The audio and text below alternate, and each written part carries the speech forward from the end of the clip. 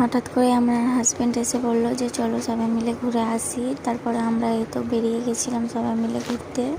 আসসালামু আলাইকুম এভরিওয়ান। তো আমরা সবাই মিলে চলে গেছিলাম রঘুনাথগঞ্জ স্ন্যাক জোন রেস্টুরেন্টে। এখানে বারবার আসার কারণ হচ্ছে যে এই জায়গাটা আমার ভীষণ পছন্দের, আর এখানের খাবারগুলো আমার বেশ ভালোই লাগে। আমরা আগে আগে ঢুকে পড়েছিলাম, আর হচ্ছে কি ওরা পিছে পড়ে গেছিলো, তার জন্য আমরা পিক তোলার জন্য চলে গেছিলাম তাড়াতাড়ি করে। যেতে অনেকটা রাত হয়ে গেছিলো, আর হচ্ছে কি সবাই মিলে গেলে এরকমই হয়, লিটির পিটির করতে করতে তারপরে যাওয়া হয়। বাবু জিদ ধরেছিল জুস খাওয়ার জন্যে, মানে ঠান্ডা। তারপরে তো আমি জুস অর্ডার করেছিলাম, আর আমার ছেলে নিজে হাতে খাবে বলে জিদ করছিল। তারপরে সে নিজে হাতে জুস খাচ্ছিল। তারপরে সে কাঁচের গ্লাসটা ভেঙে ফেলেছিল। তো সবাই মিলে ঠিকঠাক করার পর চিলি চিকেন, তন্দুরি রুটি এসব কিছু অর্ডার করে নিয়েছিলাম।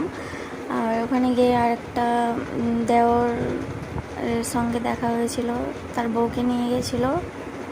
এই তো খাওয়া দাওয়া কমপ্লিট করার পর আমরা কিছু পিক তুলে নিয়েছিলাম, আর আরেকজনও গিয়েছিল, কিন্তু সে মানে আমরা ঢুকেছি আর সে বেরিয়েছিল।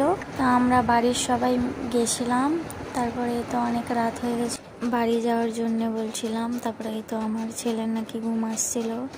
তারপরে ওখান থেকে আমরা আইসক্রিম খাওয়ার জন্য চলে যাই ম্যাকেনজিতে আইসক্রিম দেখে আমার ছেলের সব ঘুম উড়ে গেছিলো।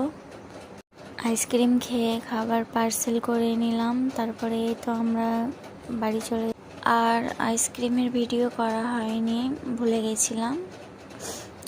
তারপর আমরা বাড়ি চলে এলাম। তো সবাই ভালো থেকো।